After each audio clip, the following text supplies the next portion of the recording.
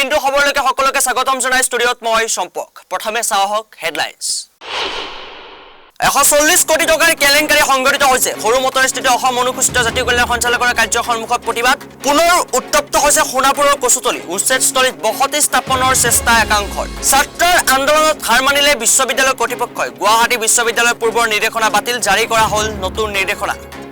দলত যোগদান কৰিলে মন্দিৰ উন্নয়নৰ প্ৰলোভন বিপিএফ দলৰ। ইউপিপিএল দলৰ অভিযোগ নচ্ছাত বিপিএফ দলৰ। ইজৰাইল থেৰাপিৰ 60 বছৰীয়া বৃদ্ধৰ যৌৱন ঘূৰাই অনাৰ প্ৰতিশ্ৰুতি। উত্তৰ প্ৰদেশৰ কানপুৰত প্ৰবঞ্চনাৰ ভয়ংকৰ জাল। এতিয়া আহিছোঁ বিতং খবৰলৈ। গুৱাহাটী বিশ্ববিদ্যালয়ৰ ছাত্ৰ ছাত্ৰীৰ প্ৰতিবাদত এইবাৰ হাৰ মানিলে গুৱাহাটী বিশ্ববিদ্যালয় কৰ্তৃপক্ষই। অৱশেষত বিদ্যুৎ পানী যোগান ধৰিবৰ বাবে আগবাঢ়ি আহিল গুৱাহাটী বিশ্ববিদ্যালয় কৰ্তৃপক্ষই। আমি জনাইছোঁ এই গুৰুত্বপূৰ্ণ খবৰটি যে গুৱাহাটী বিশ্ববিদ্যালয়ৰ যি ছাত্ৰ ছাত্ৰীসকলে প্ৰতিবাদ সাব্যস্ত কৰিছিল আৰু সেই প্ৰতিবাদত হাৰ মানিলে গুৱাহাটী বিশ্ববিদ্যালয় কৰ্তৃপক্ষ। RCC 1 RCC 2 হোষ্টেল বন্ধক লৈ গুৱাহাটী বিশ্ববিদ্যালয়ৰ আৱাসীসকলৰ প্ৰতিবাদ সাব্যস্ত কৰিছিল আৰু এই প্ৰতিবাদত ক্ষয় মানিলে গুৱাহাটী বিশ্ববিদ্যালয় কৰ্তৃপক্ষই। এখন নিৰ্দেশনা জাৰি কৰা হৈছে, যি নিৰ্দেশনা ইতিমধ্যে পূৰ্বৰ নিৰ্দেশনা বাতিল কৰি জাৰি কৰিলে নতুন নিৰ্দেশনা। নতুন নিৰ্দেশনা অনুসৰি RCC 1 RCC 2 হোষ্টেলত বিদ্যুৎ আৰু পানী যোগান পুনৰ সংযোগৰ নিৰ্দেশ দিয়া হৈছে। হোষ্টেল দুটাত কৰ্মচাৰীসকলক পুনৰ নিয়োগ কৰা হৈছে। দুটা হোষ্টেলৰ আৱাসীসকলে পূজা বন্ধৰ পিছতে সংশ্লিষ্ট ৱাৰ্ডেনসকলক হোষ্টেলত নামভৰ্তি আৰু পুনৰ নামভৰ্তিৰ PN শ্লিপ প্ৰদৰ্শন কৰি সংশ্লিষ্ট হোষ্টেলত থাকিব পাৰিব বুলি ইতিমধ্যে নিৰ্দেশনা জাৰি কৰিছে।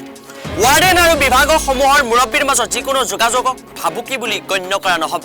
হোষ্টেল দুটাৰ নাম সলনি কৰা হ'ব বুলি কোনো সিদ্ধান্ত লোৱা হোৱা নাই, যিটো ইতিমধ্যে 1 অক্টোবৰৰ অধিসূচনাযোগে উপাচাৰ্যৰ দ্বাৰা স্পষ্ট কৰা হৈছে।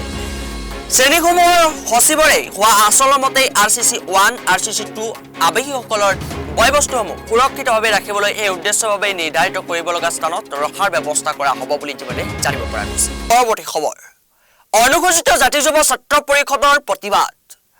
গুৱাহাটী মহানগৰীৰ সৰুমটৰস্থিত অনুসূচিত জাতিৰ যি কাৰ্যালয় আছে সেই কাৰ্যালয়ৰ সন্মুখত প্ৰতিবাদ সাব্যস্ত কৰিলে অনুসূচিত জাতি যুৱ ছাত্ৰ পৰিষদ অসমে। তেওঁলোকে প্ৰতিবাদ সাব্যস্ত কৰিব লগা হৈছে কেইবাগৰাকীও বিষয়াৰ বিৰুদ্ধে। আমি দৃশ্য দেখুৱাইছোঁ, এয়া হৈছে গুৱাহাটীৰ সৰুমটৰীয়াৰ দৃশ্য আৰু এনেদৰে প্ৰতিবাদ সাব্যস্ত কৰিব লগা হৈছে অনুসূচিত জাতি সংগ্ৰাম যুৱ পৰিষদে। সৰুমটৰস্থিত অসম অনুসূচিত জাতি কল্যাণ সঞ্চালকালয়ৰ কাৰ্যালয়ৰ সন্মুখত এনেদৰে প্ৰতিবাদ সাব্যস্ত কৰিছে তেওঁলোকে। সঞ্চালকালয়ৰ অধীনত টিভি আৰু পাকঘৰৰ সামগ্ৰী বিতৰণৰ নামত সংঘটিত কৰিছে 140 কোটি টকীয়া দুৰ্নীতি, যাৰ বিৰুদ্ধে এতিয়া সাব্যস্ত কৰিছে প্ৰতিবাদ। সৰুমটৰস্থিত অসম অনুসূচিত জাতি কল্যাণ সঞ্চালকালয়ৰ কাৰ্যালয়ৰ সন্মুখত বৃহৎ আৰক্ষীও মোতায়েন কৰা হৈছে তেওঁলোকে প্ৰতিবাদ সাব্যস্ত কৰাৰ হেতুকে, আৰু এনেদৰে তেওঁলোকে ইতিমধ্যে প্ৰতিবাদ সাব্যস্ত কৰা দেখিবলৈ পোৱা গৈছে। দিনৰ ভাগত আজি তেওঁলোকে প্ৰতিবাদ সাব্যস্ত কৰিলে, আনপিনে তলা বন্ধা কাৰ্যসূচী হাতত লৈছে তেওঁলোকে। অনুসূচিত জাতি কল্যাণ সঞ্চালকালয়ত সুবৰ্ণ লিটনৰ গুণ্ডাগিৰি বন্ধ কৰে। 140 কোটি টকীয়া দুৰ্নীতি তদন্ত নকৰাৰ কাৰণ কি কওক মুখ্য সচিবে। এনেধৰণৰ ইতিমধ্যে মন্তব্য উল্লেখ কৰিছে। প্ৰধানমন্ত্ৰী অনুসূচিত জাতি আয়োগৰ নিৰ্দেশক গুৰুত্ব নিদিলে কিয়? 15 দিনৰ ভিতৰত মুখ্য সচিবে তদন্ত নকৰাৰ ৰহস্য কি? টিভি পাকঘৰৰ সামগ্ৰীৰ নামত 140 কোটি টকা লুণ্ঠন কৰাসকলক সুৰক্ষা কিয় দিয়া হৈছে? এনেদৰে আজিৰ দিনটোত সৰুমটৰীয়াস্থিত যি অনুসূচিত জাতি কল্যাণ সঞ্চালকালয়ৰ কাৰ্যালয় আছে আৰু সেই কাৰ্যালয়ৰ সন্মুখত প্ৰতিবাদ সাব্যস্ত কৰিলে অনুসূচিত জাতি যুৱ ছাত্ৰ পৰিষদ অসমে। আমাৰ এটা মন্তব্য আছে, আমি আপোনালোকক মন্তব্য শুনাব বিচাৰিছোঁ এই মুহূৰ্তত। কুলসী নাথ, সুবৰ্ণ দে, লিটন মিত্ৰ আৰু নুপুৰ চাহা, ঠিকাদাৰ নুপুৰ চাহা, যি মুখ্যমন্ত্ৰী আৰু পীযুষ হাজৰিকাৰ ঘনিষ্ঠ। যেতিয়া অসমত যদি চাবলৈ যায়, এই নুপুৰ চাহা বুলি যিজন ঠিকাদাৰ আছে, তেওঁ সমাজ কল্যাণ বিভাগৰ পৰা সৰু সৰু বাচ্চা আৰু মহিলা, গৰ্ভৱতী মহিলাক চকলেট খুৱাই 99 কোটি টকা লৈ গৈছে। তেওঁ পীযুষ হাজৰিকা আৰু মুখ্যমন্ত্ৰী মহোদয়ৰ ঘনিষ্ঠ। এই ঘনিষ্ঠ হোৱাবতে তেওঁ আমাৰ অনুসূচিত জাতি কল্যাণ সঞ্চালকৰ লিটন মিত্ৰ, সুবৰ্ণ দে আৰু কুলসী নাথৰ লগত লগ লাগি 140 কোটি টকা তেওঁলোকে গিলি দিছে। তেওঁলোকে অনুসূচিত জাতিক শিক্ষিত যুৱক যুৱতীসকলৰ পেটত লাথ মাৰিছে যে 2017 চনৰ পৰা 2023 চনলৈ অনুসূচিত জাতিক শিক্ষিত যুৱক যুৱতীসকলৰ নিজৰ স্বাৱলম্বী হ'বৰ কাৰণে কেন্দ্ৰীয় আৰু ৰাজ্য চৰকাৰে কিছুমান আঁচনি তৈয়াৰ কৰিছিলে প্ৰশিক্ষণৰ কাৰণে। সেই প্ৰশিক্ষণত 100% ভুৱা ছাত্ৰ ছাত্ৰী দেখাই 2017 চনৰ পৰা 23 চনলৈ 1000 কোটিতকৈ অধিক টকা তেওঁলোকে আত্মসাৎ কৰিলে। ইয়াৰ পিছতে আমি যেতিয়া অসমৰ মাননীয় মুখ্যমন্ত্ৰী মহোদয় পীযুষ হাজৰিকাক আমি স্মাৰক পত্ৰ প্ৰদান কৰিছিলোঁ যে এই তদন্ত কৰিব লাগে আৰু দোষীসকলক গ্ৰেপ্তাৰ কৰিব লাগে। কিন্তু পীযুষ হাজৰিকা মাননীয় মুখ্যমন্ত্ৰী হেমন্ত বিশ্ব শৰ্মাই যেতিয়া তেওঁৰ টীমৰ মানুহে যেতিয়া যাৰ লগত মিলি তেওঁলোকে দুৰ্নীতি কৰি আছে সেই দুৰ্নীতি কৰা ব্যক্তিসকলক তেওঁলোকে ৰক্ষণাবেক্ষণ দিব লাগে। তেতিয়া আমি ইয়াৰ পৰা গৈ আমি দিল্লীত মাননীয় প্ৰধানমন্ত্ৰী মহোদয় আৰু নেশ্যনেল কমিশ্যন ফৰ চিভিল কেছত আমি অভিযোগ দাখিল কৰিছোঁ লিখিতভাৱে। তাৰপিছতে নেশ্যনেল কমিশ্যন আৰু প্ৰধানমন্ত্ৰী মহোদয় অসম চৰকাৰৰ প্ৰিন্সিপাল ছেক্ৰেটাৰী আৰু ডাইৰেক্টৰলৈ লেটাৰ প্ৰেৰণ কৰিলে যে 15 দিনৰ ভিতৰত এই তদন্ত তথ্য ৰাজহুৱা কৰিব লাগে আৰু সংগঠনক প্ৰতিলিপি দিব লাগে। কিন্তু আজি পৰ্যন্ত তেওঁলোকে নকৰিলে। আমি যোৱা 20 তাৰিখে আন্দোলন কৰাৰ পিছতো আজিলৈকে পীযুষ হাজৰিকা বা অসমৰ মাননীয় মুখ্যমন্ত্ৰী মহোদয় আপোনালোকে কিবা মন্তব্য দেখিছে নেকি অনুসূচিত জাতিক লৈ যে এইসকলক ৰক্ষণাবেক্ষণ দি আছে মাননীয় মুখ্যমন্ত্ৰী মহোদয় আৰু পীযুষ হাজৰিকা মহোদয়। এতিয়া অফিচৰ এইসকল যিসকল দুৰ্নীতিগ্ৰস্ত বিষয়া কুলশ্ৰী নাথ, সুবৰ্ণ দে, লিটন মিত্ৰ আৰু ঠিকাদাৰ নুপুৰ চাহা তেওঁলোকৰ এটাই ভাষ্য যে আমাৰ বছে আমাক কৈছে তহঁতৰ একো নহয়, যোনে যি আন্দোলন কৰি থাকক, আমি আন্দোলন কৰি যাম।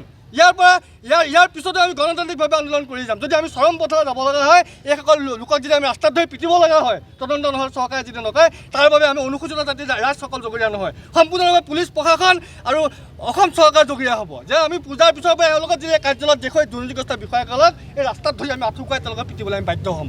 আৰু কুলশ্ৰী নাথক আমি ইয়াৰ পৰা সকীয়াই দিছোঁ অতি শীঘ্ৰে যে যি অসম চৰকাৰৰ প্ৰিন্সিপাল ছেক্ৰেটাৰীয়ে যি তেওঁলোকৰ মাটিৰ ডকুমেণ্ট সুবৰ্ণদেৱৰ যি মাটিৰ ডকুমেণ্ট বিচাৰিছে, যি তথ্য বিচাৰিছে, টেক্স ফাইল বিচাৰিছে, সেইসমূহ আজিলৈকে কুলশ্ৰী নাথে দিব পৰা নাই। যদি কুলশ্ৰী নাথে তেওঁলোকৰ টেক্স ফাইলসমূহ দি দিয়ে তেতিয়া দেখিব যে কুলশ্ৰী নাথো তেওঁলোকৰ লগত হেণ্ডকাপ লৈ জেললৈ যাব লাগিব। তাৰ ভয়ত কুলশ্ৰী নাথে আজিলৈকে দিব পৰা নাই। তেওঁ এতিয়া দিল্লী পলাই গুচি গৈছে আজি আন্দোলনৰ ভয়ত। দিল্লী পলাই গৈছে। তেওঁ এটা চবকে কৈ আছে যে মই ইয়াৰ পৰা ট্ৰেন্সফাৰ ল'ম, মই লজ্জিত হৈছোঁ। তেওঁ ট্ৰেন্সফাৰ নহয়, তেওঁক আমি ইয়াৰ পৰা খেদিম।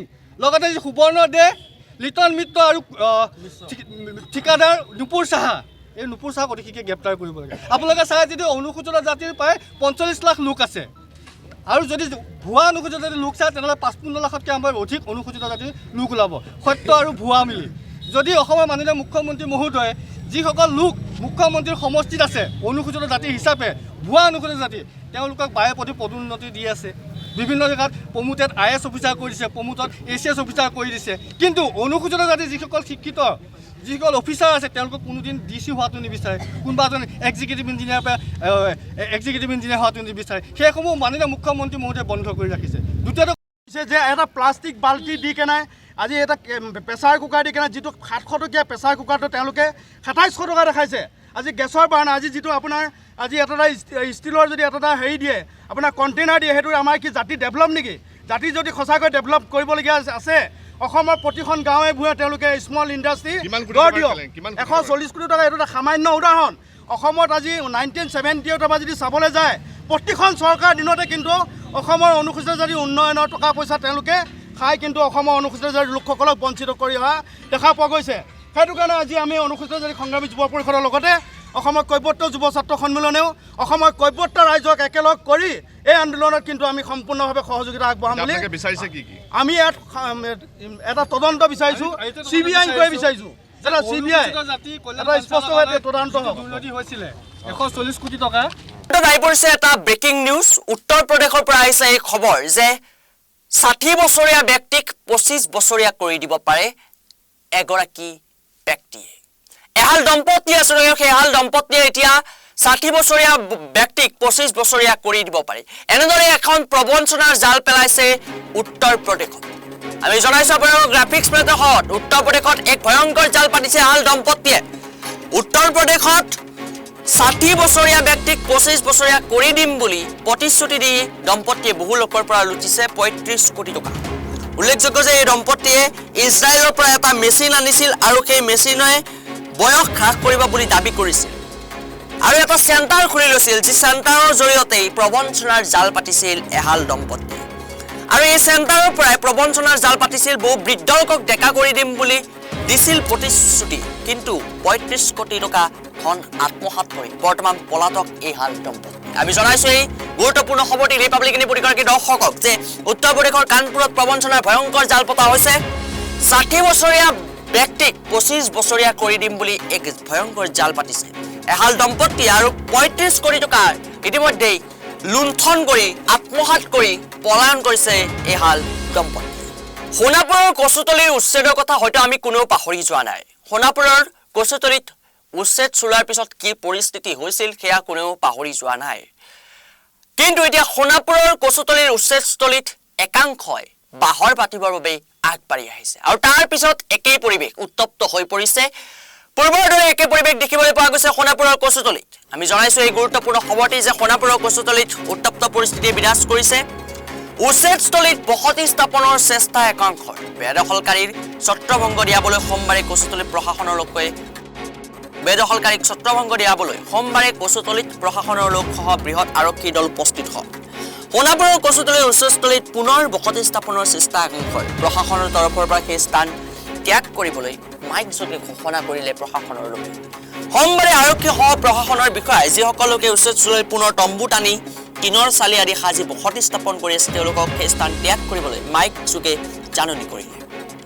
ইপিনে ইটাভাটাৰ শ্ৰমিক কেম্পত উচ্ছেদিত লোকসকলে বাহৰ পাতি থকাৰ সন্দেহ প্ৰকাশ পাইছে। তাৰো ইতিমধ্যে পৰীক্ষা কৰিবৰ বাবে তাত সঁচাকৈ আছে নে নাই সেয়াও ইতিমধ্যে প্ৰশাসনৰ লোকে ইটাভাটাৰ শ্ৰমিকসকলৰ কেম্পত ইতিমধ্যে প্ৰশাসনৰ লোক উপস্থিত হৈছে। আমি জনাইছো এই গুৰুত্বপূৰ্ণ খবৰটো।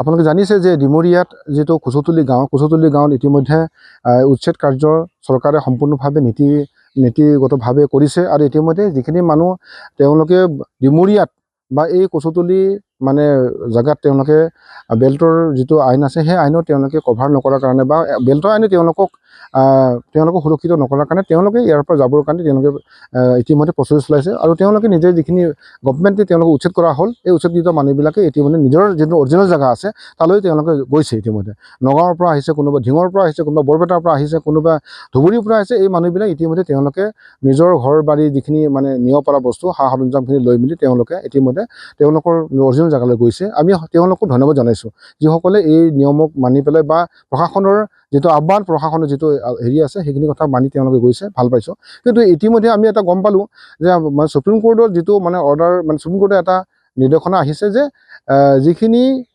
ভাঙিছে বা যিখিনি ইভেকশ্যন হৈছে এই ইভেকশ্যনটোত এতিয়া যেনেকৈ আছে ষ্টেটাছ কো যিটো কথা কোৱা হয় এইখিনি মানে ৰাখিবলৈ কোৱা হৈছে। ষ্টেটাছ কো অৰ্ডাৰটো পোৱাৰ লগে লগে তেওঁলোকে আকৌ ওলোটাই কৰিছে যে এই ষ্টেটাছ কো মানে ইয়াত মানে নতুনকৈ তেওঁলোকে আকৌ ঘৰ বাৰী আৰম্ভ কৰিছে। যিবিলাক মানুহ গুচি গৈছে নতুনকৈ আকৌ মানে ইয়াতে বিভিন্ন ধৰণৰ তেওঁলোকে তম্বু পাতি বা নতুনকৈ টিংঘৰ চালি বনাই পেলাই তেওঁলোকে ইয়াত মানে নতুনকৈ ঘৰ বনাব আৰম্ভ কৰিছে। যে এইটো আমি এইটো দুখৰ বিষয় আৰু এটা উদ্বেগজনক বিষয় হৈছে। যদি এই ধৰণে তেওঁলোকে আকৌ ইয়াত আহি পেলাই ঘৰ বনাই বা হেৰি কৰা হয় তেনে উচ্ছেদৰ কোনো কথা মূল্য নাথাকিব। যে উচ্ছেদিত পৰিয়াল যাব বিচাৰিছে ইয়াত আমি জানো যে একাংশ ইয়াত যিখিনি মানে মধ্যভোগী মানুহ তেওঁলোকে আকৌ তেওঁলোকক মাতি আনিছে। ইয়াত থাকিলে একো নহয়, সুপ্ৰিম কোৰ্টৰ অৰ্ডাৰ আহিছে, সুপ্ৰিম কোৰ্টে আমাক ৰায় দিছে, থাকিব দিছে বুলি তেওঁলোকক মানে আভুৱা ভৰা কথা কৈ পেলাই তেওঁলোকক থাকিব দিছে। এইটো আমাৰ ইয়াত যিবিলাক জনগণ আছে, যিবিলাক ৰাইজ আছে, যিবিলাক ইয়াত কচুতলিৰ পৰা যাব বিচাৰিছে সেই মানুহবিলাকে আৰু এবাৰ শাস্তি নিশ্চয় পাব। কাৰণ তেওঁলোকৰ কথা শুনাৰ কাৰণে আগতো সেই ঘটনাবিলাক ঘটিল। গতিকে আকৌ নিশ্চয় তেওঁলোকক আকৌ এটা অপ্ৰীতিকৰ ঘটনা তেওঁলোকে ঘটাবৰ কাৰণে চেষ্টা চলাই আছে মধ্যবিত্ত মানুহবিলাকে বা মধ্যভোগী মানুহবিলাকে। আমি আহ্বান জনাইছোঁ সেই মধ্যবিত্ত বা যিবিলাক মানে ভোগী মানুহবিলাকৰ কথা নুশুনি যিসকল জনগণ ইয়াত আছে সেই জনগণক আমি সকলোকে আহ্বান কৰিছোঁ আপোনালোকে ইয়াৰ পৰা নিজৰ জেগালৈ গুচি যাওক।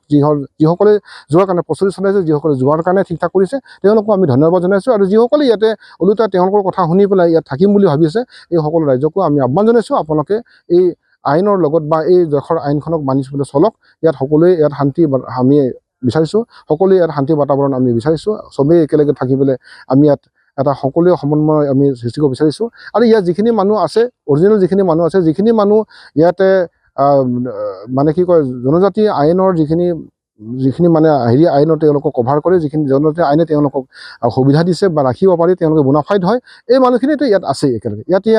ইয়াতে একাংশই আমাক হিন্দু মুছলিমৰ কথা আনিছে বা মুছলিমক বাছি খেদা হৈছে বুলি কৈছে। নহয়, ইয়াতে বহুত মুছলিম মানুহ আছে, কাৰণ বহুত মানুহ এতিয়াও আমাৰ লগতে কথা পাতি আছে, বহুত মানুহ আমাৰ লগত সহযোগ কৰিছে। যিখিনি নতুনকৈ আহিছে তেওঁলোকেই কৈছে যে ইয়াৰ পৰা তেওঁলোকে যাব লাগে, তেওঁলোকে নতুনকৈ আহিছে আৰু তেওঁলোকে পুৰণি মানুহবিলাকক অশান্তি দি থকা কথাটো তেওঁলোকে আমাক অভিযুক্ত দিছে যে নতুন মানুহখিনি সদায় আমাক অশান্তি কৰে, আমাৰ মানে ঘৰত গৈ পেলাই অশান্তি কৰে, আমাৰ কাৰোবাৰ ঘৰত গৈ অশান্তি কৰে, এই কথাবিলাক তেওঁলোকে আমাক অভিযুক্ত দিছে। চ' সেইকাৰণে যেহেতু তেওঁলোকে নতুনকৈ আহি আছে, গতিকে এই ডিমুৰীয়াৰ হাৱা বতাৰ লগত, ডিমুৰীয়াৰ বাতাবৰণৰ লগত, ডিমুৰীয়াৰ সামাজিক অনুষ্ঠানৰ লগত তেওঁলোকে জড়িত নহয় কাৰণে এইকাৰণে পুৰণি মানুহখিনিক তেওঁলোকে অশান্তি কৰে।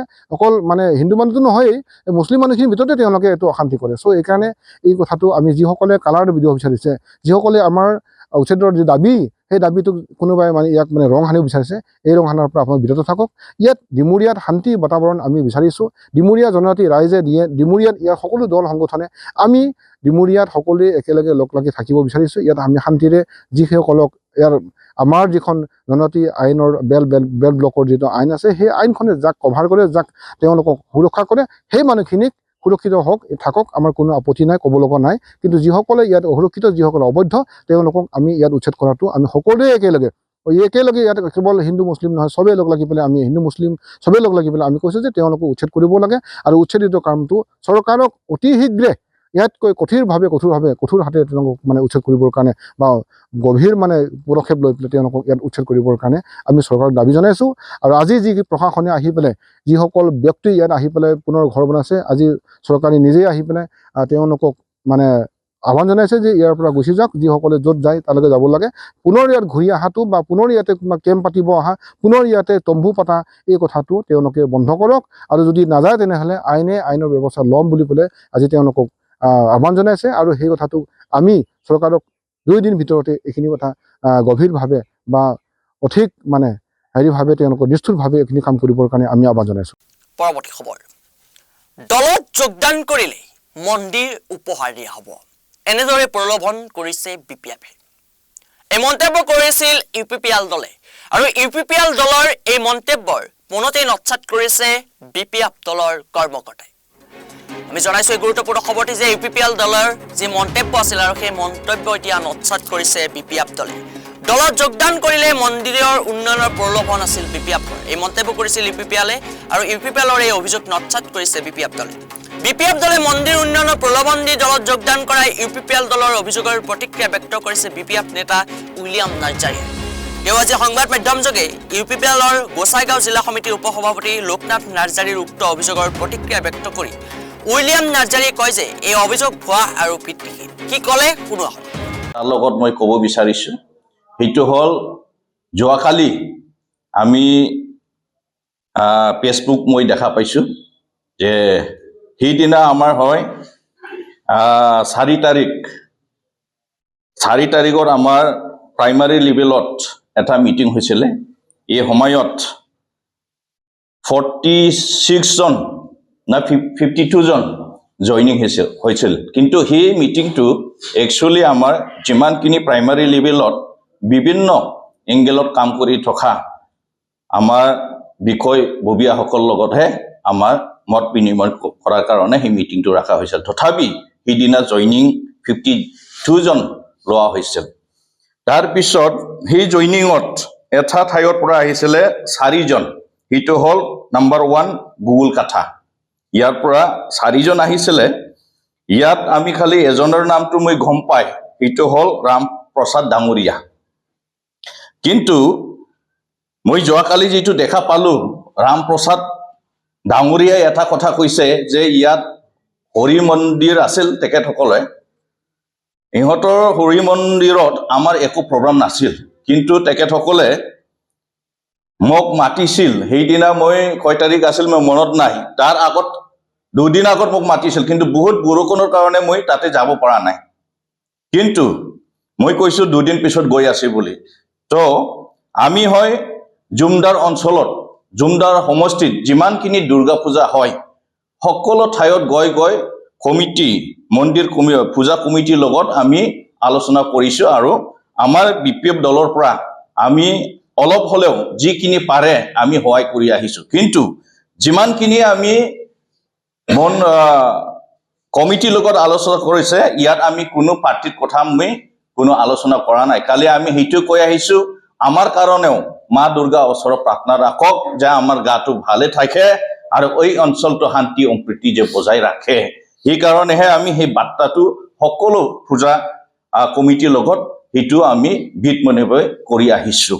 কিন্তু দুখৰ বিষয় সেইটোহে, ইহঁতে নিজে আমাক মাটিখিনি সি আপোনাৰ যেনিবা হৰি মন্দিৰ প্ৰাক্কণত যিটো তেখেতসকলে মিটিং ৰাখিলে ইয়াত আমি কৈ আহিছোঁ তেখেতসকলে দেখাইছে আমাৰ হৰি মন্দিৰ সেইটো বহুত দিন হ'ল কিন্তু এতিয়ালৈকে সেইটো কমপ্লিট কৰিব পৰা নাই তেতিয়া মই এটা কথা কৈছোঁ যে আমি এতিয়া চৰকাৰত নাই কিন্তু আমিও ইমান দিব এতিয়া নোৱাৰিম তথাপি মোৰ তৰফৰ পৰা যিখিনি পাৰে মই দিম বুলি তেখেতসকলক কথা দিছে আৰু তেখেতসকলক মানি লৈছে আমি যেতিয়া পাৱাৰত আহিব চৰকাৰত আহিব তেতিয়া আমি সেই মন্দিৰটো আমি ভাল কৰি দিম বুলি তেখেতসকলক কথা দিছে কিন্তু দুখৰ বিষয়টো সেইটোহে হয় আমি মাকটাইকো মাতিছিলে কিন্তু জইনিং কৰাৰ কাৰণে তেখেতসকলক মাথা নাই আমাৰ মিটিং আছে তাতে গৈ কিনি আপোনালোকে সেই মন্দিৰত থকাটো ল'ব বুলি মই ইহঁতক কৈছিল কিন্তু সেই হৰি মন্দিৰত যেতিয়া মিটিং হৈছে তেতিয়াও মই কোৱা নাই তেখেতসকলক মোক ভোট দিয়ক BPF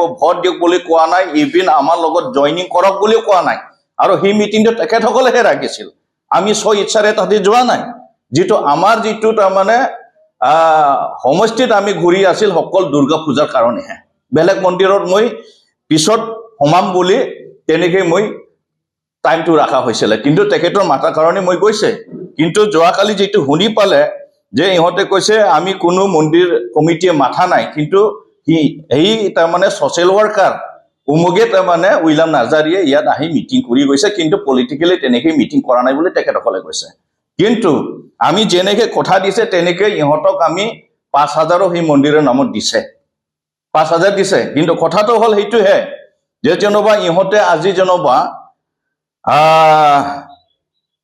দুখৰ বিষয় সেইটোহে যে যেনিবা ইহঁতে আজি বাচ্চা নহয় ইহঁতে কাকা বহুত তাৰমানে বয়স হৈ গ'ল 60-65 তেখেতসকলে তাৰমানে এই চকলেট কোৱা মানুহ নহয় ইহঁতে ইচ্ছা কৰিলে তেখেতসকলে জইন মই নল'ম বুলি ক'লেতো আমি ল'ব নোৱাৰোঁ কিন্তু ইহঁতে যেনেকৈ তাৰমানে ইহঁতে ষড়যন্ত্ৰ কৰি কিনি ভিক্টিমহীন কথাবোৰ যেনিবা ক'লে সেইটো দুখৰ বিষয় কিন্তু মই সেইটো ক'ব বিচাৰিছোঁ মন্দিৰক লৈ কিনি পলিটিক্স খেলিব নালাগে মই ৰামপ্ৰসাদ ডাঙৰীয়াক মই ক'ব বিচাৰিছোঁ মন্দিৰক লৈ পলিটিক্স খেলিব নালাগে আৰু মই সেইটো ক'ব বিচাৰিছোঁ এনেকৈ কৰাটো পাপ হয় পাপ লাগিব যিটো ইয়াত উইলামহে আহিছে জুমদাৰ সমষ্টিত খেলিবৰ কাৰণে BPF হয় কিনি খেলিবৰ কাৰণে উইলামহে আহিছে উইলামক নিচিনা মানুহ নাই বহুত চিনা মানুহ আছে আৰু উইলাম যিটো কথা কয় সেইটো তাৰমানে হয় অলপ চলপ কম পিছি হ'লেও যিটো কথা ৰাখে সেইটো কথা মতে কাম কৰা এজন ব্যক্তি এই পূজা দ্বাৰে শান্তি সম্প্ৰীতি বজাই ৰাখিব পাৰে আৰু উন্নয়ন হ'ব পাৰে আৰু আমাৰ নেক্সট জেনেৰেশ্যন ফিউচাৰ ভালে ভালেতে আগবাঢ়ি যায় এইটোৱেই মই সকলোলৈ মোৰ অন্তৰৰ পৰা শুভেচ্ছা যাচিছোঁ তো এইটো প্লাছ কৰিলে কিমান হয় 20,500 আমি পাই আছোঁ ইয়াতে টোটেল মিলি ইয়াততো এনে আমি জিতি আছে তো আমাৰ জইন ল'বলৈ ইমান কিয় আৰু আমাক ভোটহে লাগে যিটো আমাৰ ৰামপ্ৰসাদ ডাঙৰীয়াই যিটো কয় যে উইলামে যিটো বাৰ বাৰ জইনিং ল'ব দিছে মন্দিৰৰ কাৰণে প্ৰলোভন দিছে যিটো কৈছে এইটো লাজৰ কথা আৰু মই কৈছোঁ পাপ লাগিব তাৰ লগে লগে দিনটোৰ খবৰৰ পৰা মই সম্পৰ্ক মিডিয়া বিদায় লৈছোঁ পৰৱৰ্তী খবৰৰ বাবে চাই থাকিব ৰিপাব্লিক এনি